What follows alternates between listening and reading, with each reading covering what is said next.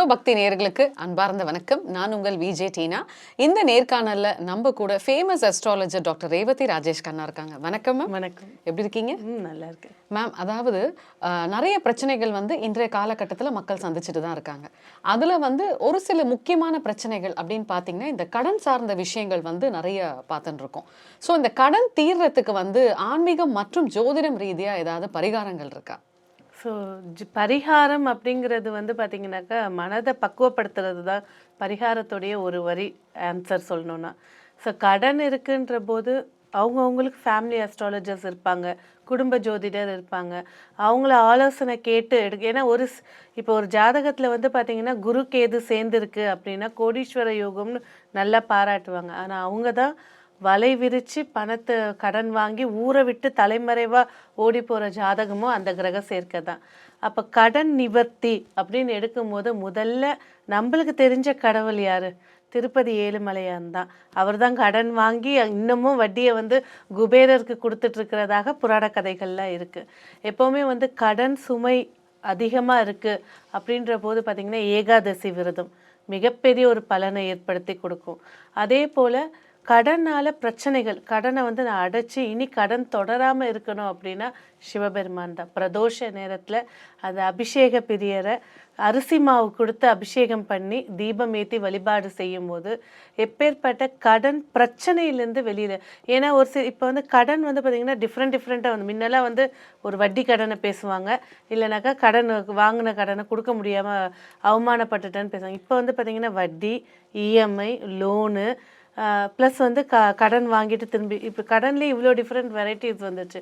பிரச்சனையாக இருக்குது அப்படின்னா சிவபெருமானையும், கடன் அடைகிறதுக்கு உண்டான வழிகள் கிடைக்கிறதுக்கு எம்பெருமானையும் தான் வழிபாடு செய்யணும். பொதுவாக பார்த்தீங்கன்னா நிறைய குடும்பத்தில் சந்திக்கக்கூடிய ஒரு பிரச்சனை என்னன்னா, நகையை கொண்டு போய் அடமானம் வச்சுருப்பாங்க. ஆனால் அதை மீட்ட முடியாமல் முழுகி போகிறத நம்ம பார்க்குறோம். சிலதெல்லாம் ஏலம் கூட எடுத்துருவாங்க இல்லையா? பொதுவாக இப்போ நகையை அடமானம் வச்சுருக்கோம் அப்படின்னா அதை சீக்கிரம் மீட்டெடுக்கிறதுக்கு ஏதாவது எளிமையான முறை இருக்கா? கண்டிப்பாக. வீட்டில் ஏற்றக்கூடிய தீபத்தில் கல்கண்டு 2 போடுறதும் சரி, இல்லை வெள்ளி விளக்கு இருந்தால் ஓகே. அப்படி இல்லாத பட்சத்துக்கு பஞ்சலோகங்கள் இருக்குது அப்படின்னா அதில் ஒரு வெள்ளி காயின் போட்டு தீபம் ஏற்றுறது. கரெக்டாக மகாமேரு போட்ட வெள்ளி காயினை குங்குமம் வச்சு அதை தினைக்கும் அர்ச்சனை செய்கிறது. இதெல்லாம் சிறப்புகளை ஏற்படுத்தி தரும். சரி, எனக்கு இதெல்லாம் வசதி இல்லை, இதெல்லாம் இல்லாமல் தான் நான் நகையை வச்சுருக்கேன், அதுக்கு வழி சொல்லுங்கள் அப்படின்னாக்கா சங்கல்பம், அதாவது பிரம்ம முகூர்த்த சங்கல்பம். தினைக்கும் காலையில் சூரிய உதயத்துக்கு முன்னாடி 60 நிமிஷத்துக்கு முன்னாடி எடுத்துக்கிட்டு, ஃபார் எக்ஸாம்பிள் இன்றைக்கி சூரியன் 6:30 மணிக்கு உதிக்குது அப்படின்னாக்கா கரெக்டாக 5:30க்கு அந்த 1 மணி நேரம் நித்திய தீபமாக ஒரு தீபத்தை ஏற்றணும். பூஜை அறையை க்ளீன் பண்ணி ஒரு மனை வச்சு ஒரு தீபம் போட்டு சுத்தமான நல்லெண்ணெய் ஊற்றி 2 கல்கண்டு போட்டு தீபம் ஏற்றுறது சங்கல்பம். நான் இன்றைக்கி 5:10க்கு தீபம் ஏற்றினேன், அடுத்த நாளும் அதே 5:10 தான். இந்த 48 நாள் சங்கல்பம் வச்சு ஒருத்தர் வழிபாடு செய்யும் போது கண்டிப்பாக அந்த வீட்டில் குபேரர் வாசம் செய்கிறதும் சரி, இழந்த பொருட்களை மீட்கக்கூடிய வாக்கியத்தையும் ஏற்படுத்தி கொடுக்கும். இன்னொரு முக்கியமான பிரச்சனை மக்கள் ஃபேஸ் பண்ணக்கூடியது பார்த்தீங்கன்னா, நகையை மீட்டுட்டு வருவாங்க, ஆனால் திருப்பி அந்த நகை அடமானத்துக்கு போயிட்டே இருக்கும். பொதுவாக இப்போ நகையை ஒருத்தவங்க மீட்டுட்டு வராங்கன்னா ஏதாவது ப்ரொசீஜர்ஸ் இருக்கா? கண்டிப்பாக. அதாவது நகை தங்கணும். ஃபார் எக்ஸாம்பிள் ஒருத்தர் பரணி நட்சத்திரத்தில் பிறந்திருக்காங்கன்னா நகையை தொலைச்சிருவாங்க, இல்லை ஏமாந்துடுவாங்க. ஏகாதசியில் பிறந்திருக்காங்கன்னா அவங்க நகை சேர்த்தாங்கன்னா அவங்களுக்கு சேரவே சேராது, அழிஞ்சு போயிடும். இதெல்லாம் ஜாதக விதிகள். அதே போல தான் ஒரு நகையை மீட்டு எடுத்துகிட்டு வரும்போது ஸோ அங்கே எங்கே வச்சுருந்தாங்களோ, ஏன்னா நகை வைக்கக்கூடிய இடங்களில் சில பூஜைகள் எந்திரங்கள் வைப்பாங்க, திரும்ப இது ரிட்டர்ன் வரணும் அப்படின்னு சொல்லிட்டு. அதே போல் தான் வீட்டுக்கு வந்த நகை போகாமல் இருக்கிறதுக்கு முதல் விஷயமா புளி இருக்குது பார்த்தீங்களா, அந்த புளி தண்ணியில் ஃபஸ்ட்டு வாஷ் பண்ணுவாங்க. அதுக்கப்புறமா ஒரு சுத்தமான தண்ணியில் பன்னீர் போட்டு கொஞ்சம் மஞ்சள் தூள் போட்டு அந்த நகையை அதில் ஒரு 40 செகண்ட் வச்சுருவாங்க. அதுக்கப்புறமா அதை எடுத்து பூஜை ரூமில் வச்சுட்டு வீட்டில் மர டப்பா, இரும்பு பீரோ தான் இருக்குது அப்படின்னாலும் மர டப்பாக்குள்ளே ஒரு நகையை போட்டு மல்லிகைப்பூ 2 போட்டு வைக்கும்போது அந்த நகை அந்த வீட்டை விட்டு வெளியில் போகாது, இன்னும் சம்பத்தை ஏற்படுத்தி கொடுக்கும். ஓகே. இன்னொரு பிரச்சனை என்ன அப்படின்னு பார்த்தீங்கன்னா, எவ்வளோ சம்பாரிச்சாலும் இப்போ சேலரி கிரெடிட் ஆகிடுச்சுன்னா அடுத்த செகண்ட் அது எல்லாமே இஎம்ஐ இல்லை கொடுக்க வேண்டிய அந்த கடனுக்கெல்லாம் போயிடும், அக்கௌண்ட்டில் நில் பேலன்ஸ் நின்றுடும். உடனே நிறைய பேர் சொல்லுவாங்க, ஏன் கடன் வாங்குற அப்படின்லாம் கேட்பாங்க. இதெல்லாம் தாண்டி கடன் சீக்கிரம் அடையிறதுக்கு இந்த குளிகை நேரத்தில் நம்ம காசை எடுத்து வைக்கிற பழக்கம் இருந்தால் நல்லா இருக்கும்ன்றாங்க. இது உண்மையா? அதாவது குளிகை நேரம், அந்த குளிகை நேரத்தோட தாத்பரியம் என்ன அப்படின்னு பார்த்தீங்கன்னாக்கா, ஒரு விஷயத்த மீண்டும் செயல்படுத்தி கொடுக்கும். அவ்வளோதான் அதோட விஷயம். அது பாசிட்டிவாக இருந்தாலும் செயல்படுத்தி கொடுக்கும், நெகட்டிவாக இருந்தாலும் செயல்படுத்தி கொடுக்கும். நம்ம கடன் வாங்கும்போது குளிகையில் வாங்கிட்டாங்கன்னா திரும்ப திரும்ப வாங்கக்கூடியதையும், கடன் அடைக்கும் போது குளிகை நேரத்தை செலக்ட் பண்ணிட்டாங்கன்னா வாழ்நாள் ஃபுல்லாக அடைச்சிக்கிட்டே இருக்கிற மாதிரி ஒரு சூழ்நிலையை ஏற்படுத்தும். ஏன்னா ஒரு விஷயத்துக்கு பயந்து இன்னொரு விஷயத்தை தொட்டு அது பெரிய பூதாகரமாக இருக்காமல் இருக்கிறதுக்கு தான் விஷயங்கள். நல்ல ஒரு அவங்க ஜாதக ரீதியாக பஞ்சபஷ்டி சாஸ்திரம் தெரியும் அப்படின்னாக்கா, அந்த பட்சியுடைய உச்சி நேரத்தில் ஒரு கடனை அடைச்சாங்க அப்படின்னாக்கா கண்டிப்பாக திரும்ப கடன் வாங்கக்கூடிய சூழலை ஏற்படுத்தி கொடுக்காது. அதே போல் அவங்களுடைய ஜென்ம கிழமை எந்த கிழமையில பிறந்திருக்காங்களோ அந்த கிழமையில சூரிய உதயத்துக்கு முன்னாடி நேரத்தில், சரி சூரிய உதயம் முன்னாடி எப்படி போய் கடை அடைக்கும்? இப்போதான் எல்லா டெக்னாலஜியும் வந்துச்சு. ஜிபே, ஃபோன்பே, இந்த மாதிரிலாம் அக்கௌண்ட் ட்ரான்ஸ்ஃபர்லாம் இருக்கிற இடத்துலேருந்து பண்ணலான்னு வந்துருச்சு. அந்த நேரத்தில் அனுப்பும் போதும் அந்த பணம் அவங்களுக்கு சுபத்தை ஏற்படுத்தி கொடுக்கும். ஸோ அதுக்கு அடுத்தது அபிஜித் முகூர்த்தம்.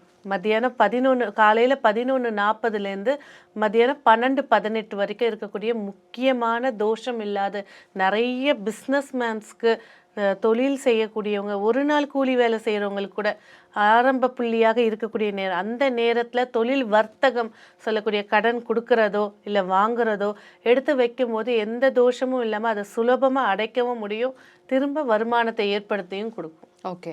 இப்போ செல்வம் சேர்ந்தாலே நிறைய பிரச்சனைகள் வந்து குறைஞ்சிரும் அப்படின்னுவாங்க. செல்வம் சேர்றதுக்கு ஏதாவது எளிமையான முறை? கண்டிப்பாக ஒரு வீட்டில் அந்த பிரம்ம முகூர்த்த நேரத்தில் தீபம் எரியுதா, அந்த வீட்டில் சகல பாக்கியமும் ஏற்படுத்தி கொடுக்கும். சூரிய உதயம், சூரிய அஸ்தமனம், இந்த 2 நேரத்துலையும் ஒரு வீட்டில் வந்து ஒரு பெண்மணி விளக்கேற்றி வைக்கிறாங்க. அந்த விளக்குடைய ஒளி அந்த இடத்துக்கு பாசிட்டிவ்னஸை ஏற்படுத்தி கொடுக்கும். நிறைய வீட்டில் 10 மணிக்கு விளக்கேற்றுறாங்க, திரும்ப சாயங்காலம்ன்ற ஒன்று இல்லாமலே போயிடுச்சு. ஆனால் இன்னமும் ஆச்சாரமாக செய்யக்கூடியவங்க இருக்காங்க. அதே நேரத்தில் தான் செல்வம் நிலைத்து நிற்க மார்கழி மாதம், இந்த மாதத்தை நம்ம எப்போவுமே விடவே கூடாது. அதனால தான் காலையில் கோலம் போட்டு தீபம் ஏற்றுறது. ஸோ எந்த வாசப்படியிலெல்லாம் வந்து தீபங்கள் மாலை நேரத்தில் எரியுதோ அந்த வீட்டில் செல்வம் நிலைச்சி இருக்கும். ஏன்னாக்கா சில பேருக்கு இது ஆன்மீகத்தில் நம்பிக்கை இல்லாதவங்க இதெல்லாம் உண்மையானு கூட கேட்பாங்க. அதாவது நம்மளை சுற்றி இருக்கக்கூடிய தேவதைகள், நம்ம நிறைய வீட்டில் சொல்லுவாங்க அசுபமாக பேசாத, ததிஸ்து சொல்லிடும் தேவதை, அது பழிச்சிடும்னுவாங்க. அதே போல தான் நம்மளை சுற்றி, நம்ம ஆரோவை சுற்றி நிறைய தேவதைகள் பாசிட்டிவாக இருந்துட்டு இருப்பாங்க, நெகட்டிவும் இருந்துட்டு இருக்கும். நெகட்டிவ் எப்படி இருக்கும்? ஜாதகத்தில் ஒரு பெண் தோஷம் இருக்கா, குழந்தை தோஷம் இருக்கா, அந்த ஆன்மாக்கள் துர்தேவதையாக சுற்றிட்டு இருப்பாங்க. அப்போ ஒரு வீட்டு வாசலில் ஒரு நெய் தீபத்தை ஏற்றி வைக்கும். முன்னெல்லாம் வந்து கல் தீபம் ஏற்றி வைப்பாங்க. ஒரு பெண் வந்து இப்படி ஏந்தி இருக்க மாதிரி அந்த தீபம், இப்போ அதெல்லாம் எங்கேயுமே பார்க்க முடியல. அதை வச்சு ஒரு தீபம் ஏற்றும் போது அந்த கன்னி, அந்த பெண் வந்து நம்மளுக்கு பாதுகாப்பாக வாசல்ல இருந்து சுபத்தை மட்டும் அனுப்புறதாக ஐதீகம். அதுதான் வாசல்ல விளக்கேற்றது. அதுதான் இப்போ காலப்போக்கில் என்னாச்சு, மார்கழி மாதமாவது விளக்கேற்றுங்க அப்படின்னு வந்துருச்சு.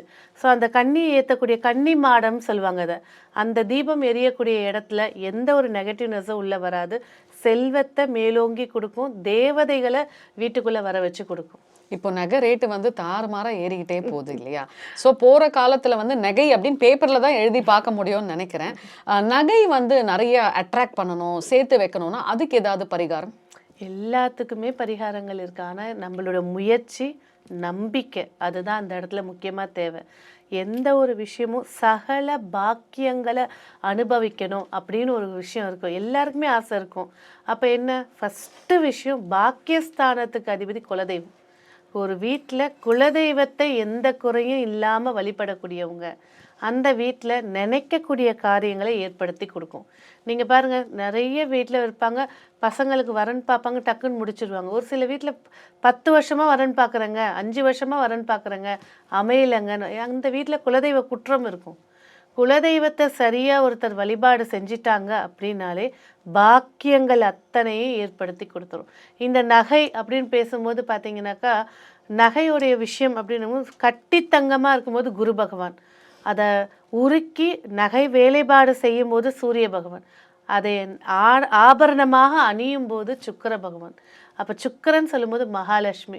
எந்த வீட்டிலலாம் வெள்ளிக்கிழமை தோறும் மகாலட்சுமி பூஜை நடைபெற்றுட்டு இருக்கோ அந்த வீடுகளில் கண்டிப்பாக நகை சேரக்கூடிய வாய்ப்புகள் என்ன லட்சக்கணக்காக போட்டோம், 10 லட்சத்துக்கு கூட போட்டோம், ஆனால் யோகத்தை ஏற்படுத்தி கொடுக்கும்.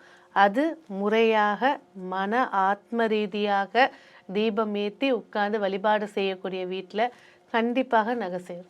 பரிகாரம் அப்படின்னு பேசுகிறப்போ பொதுவாக நிறைய லேடிஸ் வந்து வெள்ளியை பர்ச்சேஸ் பண்ணிக்கிட்டே இருப்பாங்க. ஸோ வெள்ளியை பர்ச்சேஸ் பண்ணுறது கூட ஒரு வகையான கோல்டு அட்ராக்ஷன்றாங்களே, இது எப்படி பார்க்குறீங்க?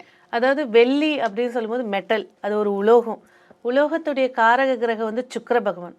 சுக்கிரன் வந்து ஒரு ஜோதிட சாஸ்திரத்தில் குரு வீட்டில் தான் உச்சம். அதாவது ஜோதிடப்படி பார்த்தீங்கன்னா தனக்காரகர்கள் அப்படின்ற போது 2 பேர் தான், குரு பகவானும் சுக்கிர பகவானும். பாக்கெட் மணி சொல்லக்கூடிய சின்ன சின்ன பணங்கள் எல்லாம் சுக்கிரனும், பெரும் பணங்கள் எல்லாம் குரு பகவானையும் சுட்டி காட்டும். அப்போ அந்த ஜாதகத்தில் வந்து சுக்கிரன் உச்சமாகிறது குரு வீட்டில். அப்போ குருவை உள்ளே இழுக்கணும்னா சுக்கிரன் தான் வரணும் உள்ள. அதனால தான் வந்து வீட்டுக்கு வரக்கூடிய மருமகளை மகாலட்சுமி அப்படின்னு சொல்லி உள்ளே கூப்பிடுவாங்க. அவள் அவ்வளோ ஐஸ்வர்யத்தோட வீட்டுக்குள்ளே வரும்போது அந்த வீட்டில் செல்வத்தை ஏற்படுத்தி கொடுக்கும், அடுத்த பொறுப்பு ஏற்படுத்தி கொடுக்கும், சொத்து பாக்கியத்தை ஏற்படுத்தி கொடுக்கும். அதே போல தான் வந்து பார்த்திங்கன்னா இந்த சுக்கிரன் சொல்லும்போது வீட்டில் வந்து பார்த்திங்கனாக்கா வெள்ளி இருக்கோ இல்லையோ, ஆனால் வெள்ளி ஒரு பொருள் வந்து அவங்களோட மாதத்தில் வரக்கூடிய முக்கியமான ஒரு திதி பஞ்சமி திதி. அந்த பஞ்சமி திதியும் சரி அஷ்டமி திதியும் சரி ஒரு பொட்டு வெள்ளி வருஷத்தில் ஒரு வாட்டி ஒரு வெள்ளி வாங்கி பட்டு துணியில் சுற்றி பூஜை ரூம்லேயோ இல்லைனாக்கா பீரோலையோ வைக்கும்போது கண்டிப்பாக தன யோகத்தை ஏற்படுத்தி கொடுக்கும். அதுதான் அதில் இருக்கக்கூடிய விஷயங்கள். மகாலட்சுமிக்கு விருப்பமான ஒரு விஷயம் வந்து இனிப்பு வகை அப்படின்வாங்க. ஸோ இனிப்பை தானமாக கொடுத்தா நிறைய செல்வம் சேருமா? இனிப்பை கொடுத்தா செல்வம் சேரும்னா முயற்சி செஞ்சால் தான் செல்வம் சேரும். இனிப்பு அப்படின்னு சொல்லும்போது பார்த்தீங்கன்னாக்கா மகாலட்சுமின்னு எடுக்கும்போது பார்க்கடல் கடையும் போது வந்த தேவதாவை வந்த உடனே பெருமாள் எடுத்து மார்பகத்தில் சூடிக்கிட்டாரு. அந்த மாதிரி மகாலட்சுமின்னு எடுக்கும்போது பார்த்தீங்கன்னா அவளுக்கு முக்கியமான ஒரு விஷயம் இருக்கும்போது பாயாசம், வெள்ளை நிறத்தில் இருக்கக்கூடிய பாயாசம், வெண்பொங்கல், வெண்மை நிறம் எல்லாம் அவளுடையது தான். பால் தயிர் எதுனாலும் நீங்கள் வச்சு வழிபாடு செய்யலாம். முக்கியமாக அவளுடைய காரக பொருள் வந்து தயிர். அதனால தான் வந்து பார்த்திங்கன்னா மார்வாடிஸ் எப்போவுமே லஸ்ஸி இல்லாமல் இருக்கவே மாட்டாங்க. அதெல்லாம் ஒரு சீக்ரெட் ஆஃப் தந்திராஸில் வந்து பார்த்திங்கன்னா எந்தெந்த உணவை எப்பப்போ எடுத்துக்கிட்டால் பண ஈர்ப்பு குபேர ஈர்ப்பு ஏற்படுத்தி கொடுக்கும் அப்படின்றது தாந்திரிகத்தில் நிறையா இருக்குது. அஷ்டமி அன்னைக்கு மகாலட்சுமிக்கு வந்து தாமரைப்பூவை போட்டு விளக்கேற்றி வந்தாலே பணத்தை ஏற்படுத்தி கொடுக்கும். அதே நேரத்தில் பௌர்ணமி அன்னைக்கு நல்ல ஒரு கிளாஸ் லஸ்ஸி குடித்தாலே பண ஈர்ப்பை ஏற்படுத்தி கொடுக்கும். எப்போவுமே நம்ம ஆரோ கிளென்ஸ் ஆனால் தான் நம்மளை நோக்கி ஒரு பொருள் வரும். ஆரோ கிளென்ஸ் இல்லைனாக்கா பேய் பயம்னா பேய் தான் வந்துக்கிட்டே இருக்கும். பணம் அப்படின்னு சொல்லும்போது தெய்வம் சொல்லும்போது தெய்வம் தான் வரும். அப்போ கிளென்ஸ் பண்ணிக்கிற விஷயத்தை எடுத்துக்கும் போது கல் உப்பு போட்டு குளிக்கலாம், அமாவாசையா கல் உப்பு போட்டு குளிக்கலாம்.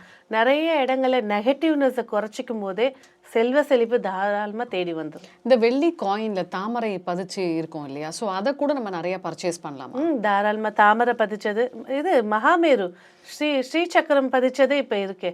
அதுவே 1 கிராம் இன்னும் உங்களுக்கு 200 தானே. அதை வாங்கி சேர்க்க ஆரம்பிக்கலாம். ஒரு வருடத்தில் மாதத்துக்கு 1 அப்படின்னு சேர்த்து வைக்கும்போது 12 காயின் ஆகிடும். அந்த 12 காயினை ஒரு கலசத்தில் போட்டு பச்சரிசி போட்டு வைக்கும்போது அந்த சங்கல்பம் பணத்தை ஈர்த்து கொடுக்கும். இப்போ பரிகாரத்தை பற்றி பேசுகிறப்போ நிறைய லேடிஸ் பண்ணக்கூடிய ஒரு மிகப்பெரிய மிஸ்டேக், இந்த கல்லுப்பாக இருக்கட்டும் அரிசியாக இருக்கட்டும் இதெல்லாம் வந்து தொடச்சிக்கிற வரைக்கும் அப்படியே விட்டு வச்சுட்டு கடைசி நேரத்தில் போய் வாங்குவாங்க. அது கூட வந்து ஒரு சில விஷயத்தை நெகட்டிவாக அட்ராக்ட் பண்ணும்ல. கண்டிப்பாக எப்போவுமே வந்து பார்த்திங்கன்னா கல்லுப்புன்றது எல்லாருக்குமே தெரிஞ்ச விஷயந்தான். வெள்ளிக்கிழமை தான் வாங்குவாங்க. வளர்பிற வெள்ளிக்கிழமை கரெக்டாக அந்த அபிஜித் முகூர்த்தத்தில் காசை கொடுத்து விட்டு வாங்கிட்டு வர சொல்லுவாங்க. அந்த நேரத்தில் இப்போல்லாம் வந்து பிளாஸ்டிக் டப்பாவாகிடுச்சு. அப்போல்லாம் கல்லுப்பு கொட்டி வைக்கிறது வந்து ஜாடி தான், பீங்கா ஜாதி தான், அதில் தான் போட்டு வைப்பாங்க. அது வந்து குபேரருடைய மெட்டல். அது அந்த பீங்கா சொல்லக்கூடியது களிமண்ணை எடுத்து சுட்டு அந்த பாலிஷ்னஸ் கொண்டு வந்து வைக்கும் போது அது குபேரன் ஆகிடும். அதனால தான் அந்த இடத்துல கல்லுப்பை வந்து கொட்டி அடுப்புக்கு பக்கத்தில் வைப்பாங்க, அந்த கன்னி மூலையில் வைப்பாங்க. அது செல்வத்தை ஈர்த்து கொடுக்கும்.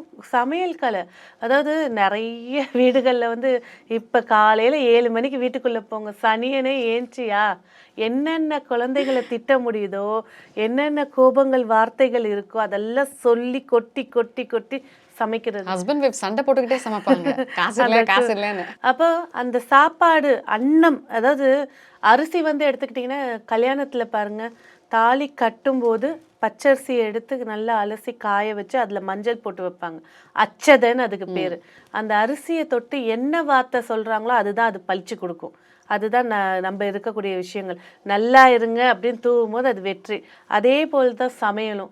ஒரு குழந்தை பிறந்து தாயோடைய பாலை குடிச்சு தான் உடம்பு ஆர்கன்ஸே வளருது. அப்போ ஒரு தாய்மார் பால் ஊட்டும் போது என்ன சொல்லி குழந்தைக்கு ஊட்டுறாங்களோ அதுதான் அந்த குழந்தையோட எதிர்காலமே. என்ன கிரகங்கள் இருந்தாலும் சரி, எப்பேற்பட்ட தோஷங்கள் இருந்தாலும் அதே போல தான் இந்த சமையலும். இந்த சமையல் செய்யும் போது குலதெய்வத்தை வழிபாடு பண்ணிட்டு நம்மளோட மனசை ஆத்மார்த்தமாக செஞ்சு என் பசங்க இப்படி தான் வரும், நான் வளர்ச்சியாக வருவேன், அந்த ஒரு மைண்ட் செட்டில் சமைக்கும் போது பார்த்தீங்கன்னாக்கா அந்த சாப்பாடு அவங்களுக்கு நல்ல ஒரு வளர்ச்சியை ஏற்படுத்தி கொடுக்கும். எப்போவுமே ஒரு பொருள் தொடச்சதுக்கு அப்புறமா போடுறதை விட கால்வாசி இருக்கும் போதே வாங்கி போட்டுறது இன்னும் சம்பத்தை ஏற்படுத்திக்கும். அந்த காலத்துலலாம் வந்து பார்த்திங்கன்னா பணத்தை வந்து பருப்பு டப்பாவில் உப்பு ஜாடியில் இதுக்குள்ளே தான் வைப்பாங்க, அது சேர்த்து கொடுக்கும். இப்போ உள்ளவங்க பேங்க்கில் பீரோவில் இப்போ பணமே இல்லைன்னு சொல்லிட்டு இருக்காங்க. ஸோ அப்போ பாட்டிங்க அம்மாங்கெல்லாம் பார்த்தீங்கன்னா உள்ளேருந்து எடுத்து கொடுப்பாங்க, அது பணத்தை ஈர்த்து கொடுக்கும். அதாவது அங்கே வைக்கக்கூடிய அஞ்சரைப்பட்டி அதுதான் அந்த சமையலுடைய ரூலரே. அஞ்சரைப்பட்டி இருக்கிற வீட்டிலலாம் இன்ன வரைக்கும் செல்வ செழிப்பு இருக்கும். ஆனால் அஞ்சரை பெட்டி வந்து என்ன மெட்டலில் வைக்கலாம் மேம்? ஏன்னா நிறைய பேர் வந்து இந்த பிளாஸ்டிக் அது இதெல்லாம் வச்சுருக்காங்க. இல்லை, பிளாஸ்டிக் அப்படின்ற உலோகமே ராகுங்க. பிளாஸ்டிக் அதிகம் யூஸ் பண்ணுற வீட்டில் பாருங்கள் சூசைட்ஸ் அதிகமாக இருக்கும். இதுன்னா ஒரு சின்ன மெட்டல்னால இது இருக்குமானா அந்த தாட்டை கொடுத்துக்கிட்டே இருக்கும். நம்ம குழந்தைங்களுக்கு பாருங்கள் ஸ்டீல் கிளாஸில் கொடுப்போம், இல்லைன்னா கண்ணாடி கிளாஸில் கொடுப்போம், பிளாஸ்டிக்கில் தண்ணி கூட கொடுக்க மாட்டோம். ஆனால் ஸ்கூலுக்கு கொடுத்து விட்ற பாட்டில்ஸில் அந்த பிளாஸ்டிக் கொடுத்து விட்றது மைண்ட் சேஞ்சஸ், நிறைய மெமரி லாஸு எல்லாமே ஏற்படுத்துறது அந்த பிளாஸ்டிக்ன்ற உலோகம் தான். இப்போ நிறைய பசங்க வீட்டில் வந்து மெட்டல்ஸில் கொடுக்க ஆரம்பிச்சுட்டாங்க, ஸ்டீலில். அது வரைக்கும் நல்ல விஷயங்கள் தான். அப்போ பிளாஸ்டிக்கில் அஞ்சரை பெட்டி இருக்கக்கூடாது. அஞ்சரை பெட்டி அப்போ பித்தளையில் இருக்கலாம், பித்தளையில் இருக்கலாம், ஸ்டீலில் இருக்கலாம், நல்ல ஒரு சிறப்பை ஏற்படுத்தி கொடுக்கும். ஓகே. இப்போ இன்னொரு விஷயம் பார்த்தீங்கன்னா, அந்த தாந்திரிக் சீக்ரெட்ஸ் எல்லாம் சொல்லிட்டு இருக்கும் போது மார்வாடிஸ் அவங்க பார்த்தீங்கன்னா நிறைய பேருக்கு வந்து இனிப்பை தானமாக கொடுத்துக்கிட்டே இருப்பாங்க. அவங்க கிட்ட அவங்க அதிகமாக பயன்படுத்தக்கூடிய விஷயங்கள் பார்த்தீங்கன்னா வெள்ளித்தட்டை கிஃப்டாக கொடுக்கறது, இனிப்பை கொடுக்கறது. இந்த பணத்துக்கும் இந்த வெள்ளிக்கும் இந்த இனிப்புக்கும் என்ன ஒரு லிங்க்? கண்டிப்பாக மார்வாடிஸ் வந்து நம்ம வந்து பூஜை ரூமில் வந்து சக்கரை பொங்கலும் பால் பாயசமும் வச்சு கும்பிடுவோம். அவங்க எல்லா இடத்துலையுமே காஜு கத்தரி தான், அந்த முந்திரினால் செய்யப்பட்ட இனிப்பை தான் முதல் முக்கியத்துவம் கொடுப்பாங்க. எந்த கோவிலுக்கு அவங்க போனாலும் போகலனாலும் வெள்ளிக்கிழமை ஆச்சுன்னா அவங்க இருக்கக்கூடிய ஏரியாவில் இருக்கக்கூடிய அம்பாள் கோயில், ராஜராஜேஸ்வரி முக்கியமாக இருக்கும், மாதா கோயில்களுக்கு போவாங்க. அங்கே போய் வழிபாடு செஞ்சு அந்த ஸ்வீட்டை எல்லாருக்கும் கொடுத்துட்டு மிச்சத்தை எடுத்துகிட்டு வந்து பூஜை ரூமில் வச்சுருவாங்க. தினைக்கும் அவங்க வீட்டில் ஆரத்தி காட்டும் போது ஒரு இனிப்பை கொடுக்காம நிறுத்த மாட்டாங்க. அந்த இனிப்பு அப்படிங்கிற விஷயம் வந்து நம்ம உடம்புல இருக்கக்கூடிய செல்ஸை புத்துணர்ச்சி கொடுக்கக்கூடியது. இன்றைக்கி நான் என்ன செய்ய போகிறேன், இன்றைக்கி நான் என்ன வியாபாரம் பண்ண போகிறேன், எப்படி பிரிஸ்காக போகிறது அப்படின்ற விஷயத்தில் மைண்ட் ஷார்ப்னஸ். நம்மளே செய்யலையா, பசங்க எக்ஸாம் போகும்போது தயிரில் சக்கரை கலந்து கொடுக்கலையா, ஞாபக சக்தி அதிகமாக இருக்கட்டும்னு. அந்த இனிப்புன்ற விஷயம் வந்து நம்ம உடம்பை எப்போவுமே ஆக்டிவேஷனாக புத்துணர்ச்சியாக கொடுக்கக்கூடிய விஷயங்கள் தான். அதனால தான் அவங்க அதிகமாக இனிப்பை சாப்பிட்டு முக்கால்வாசி பேர் சுகரில் இருக்கக்கூடியது. நம்ம இதை விட அவங்க இது ஜாஸ்தியாக இருக்கும். அப்போ வெள்ளி பொருட்கள் போது தட்டெல்லாம் அவங்க கிஃப்ட் கொடுக்க மாட்டாங்க, வெள்ளி காயின் தான் மெயினாக இருக்கும். பார் இந்த மாதிரி விஷயங்கள் கொடுப்பாங்க. வெள்ளி அப்படிங்கிறது வந்து பார்த்திங்கனாக்கா ஒரு இல்லற வாழ்க்கை, ஒரு குடும்ப வாழ்க்கை, வளர்ச்சி, மரியாதை, கௌரவம் இதெல்லாம் ஏற்படுத்தி கொடுக்கணும், வரமாக கிடைக்கணும் அப்படின்னாக்கா வெள்ளி பொருட்கள் தானம் கொடுக்கறது. ஆனால் நம்மளுடைய தாத்பரியம் என்ன, வெத்தலை பாக்கு வச்சு ரவிக்க துணி வச்சு வளையல், சுமங்கலிக்கு என்னென்ன வைப்போம் அதை வச்சு கொடுக்கறது தான் நம்மளுடைய தாத்பரியம். அவங்களுடைய மத கலாச்சாரம் படி வெள்ளிகள் கொடுக்குறாங்க. நம்மளுடைய விஷயத்தில் கண்டிப்பாக கொடுக்க வேண்டிய பொருள் மஞ்சள் கயிறு. அந்த மஞ்சள் கொடுக்கறதே நம்மளுக்கு வந்து வசிய சக்தி ஏற்படுத்தி கொடுக்கும். ஆனால் நிறைய பேர் வந்து கௌரவத்துக்காக சில பொருட்களை வச்சு கொடுக்குறாங்க. நம்மளுடைய தாந்திரிக சக்தி அப்படிங்கிறது மஞ்சள் கிழங்கு தான். நீங்கள் என்ன வார்த்தை சொல்லி கொடுக்குறீங்களோ, எனக்கு செல்வ செழிப்பு வரணும், நான் நல்லா இருக்கணும், என் குடும்ப ஒத்துமையாக இருக்கணும்னு சொல்லி ஒரு அவிக்க துணி எடுத்து கொடுத்து பாருங்கள். அவங்க அதை யூஸ் பண்ண நம்மளுக்கு தான் லக் அதிகமாக இருக்கும். அதனால தான் வேற ஒருத்தர் வாங்கி கொடுக்குற சாமி படத்தை கூட பூஜை ரூமில் வைக்க மாட்டாங்க, அவங்க கைப்பட வாங்கினதை தான் வச்சு கும்பிடுவாங்க. இப்போது நீங்கள் குபேரரை பற்றி சொல்லும் போது அந்த பீங்கான் சொன்னீங்க இல்லையா, நிறைய பேர் வந்து இப்போது இந்த சோஷியல் மீடியாவை பார்த்துட்டு அவங்களே வீட்டை அலங்காரம் பண்ணிக்கிறாங்க. ஓகே, குபேரனை வச்சுக்கலாம் நிறையா, இந்த ஏதோ வித்தியாசமாலாம் வாஸ்து ஐட்டம்ஸ்ன்னு மாட்டுறாங்களே, இதெல்லாம் வந்து சிக்கலை சேர்க்காதா? அவங்க ஜாதகம் மெயின் இஷ்யூ. ஒரு ஜாதகத்தில் வாஸ்து குறைபாடு இருக்குது, எந்த மாதிரி பிளானட்டால் வாஸ்து குறைபாடு இருக்குது. ஃபார் எக்ஸாம்பிள் ராகுவால் வாஸ்து குறைபாடு இருக்குது அப்படின்னாக்கா இப்போ புதுசாக சால்ட் ராக்லேயே லேம்ப் வந்திருக்கு. அந்த லேம்ப் அந்த இடத்துல யூஸ் பண்ணும்போது சக்ஸஸ் ஏற்படுத்தி கொடுக்கும். ஸோ அவங்க ஜாதக ரீதியான பொருட்களை பயன்படுத்தும் போது நல்லதையும் ஏற்படுத்தி கொடுக்கும். சில இடத்துல மாற்றி பயன்படுத்தும் போது உபத்திரங்களும் ஏற்படுத்தி கொடுக்கும். ஸோ அவங்க ஜாதக கிரகத்தை பார்த்து பயன்படுத்துறது சிறப்பாக. நிறைய பேர் வந்து இந்த சைனா வாஸ்துவான பிளாக் அண்ட் ஒயிட்டு இதெல்லாம் பார்த்து வாங்கி வைக்கிறாங்க. அவங்களுக்கு எது செட் ஆகும் அதை பார்க்கறது தான் சிறப்பு. ஸோ நிறைய விஷயங்கள் வந்து இந்த பரிகாரம் சார்ந்து செல்வம் சேர்றதுக்கு, தனம் இன்க்ரீஸ் ஆகிறதுக்கெல்லாம் நிறைய விஷயங்கள் சொன்னீங்க மேம். மிக்க மகிழ்ச்சி. நன்றி. நன்றி.